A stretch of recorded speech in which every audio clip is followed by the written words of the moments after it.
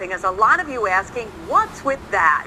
Larry writes he's been driving for over 50 years, and he says we always post the price with a .9 at the end. Why not do away with the .9? And Phyllis Rounds adds, why not just make it an even number? Of course she'd want to round up. Here's Ed O'Brien with the answer. It is kind of curious, isn't it? No matter where you buy your gas, the price always ends in 9/10 of a cent. I suppose it's the same reason that everything in the store is, $1.98. Gas is one of the most emotionally priced products. Gary Dake is a guy who should know the answer. He's the president at Stewart's, and they sell 5 million gallons of gas every week. As I understand it, I'm not 100% sure. The 9/10 started back over 50 years ago. He's on the right track, but this dates back even further.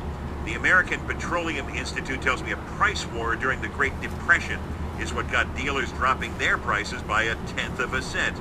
Despite all of the decades and the ups and downs of those prices, that 9/10 has been there ever since.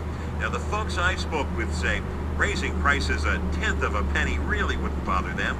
It wouldn't really bother you to pay the 1/10 of a penny, right? No. Are they going to give me change a 1/10 of a penny?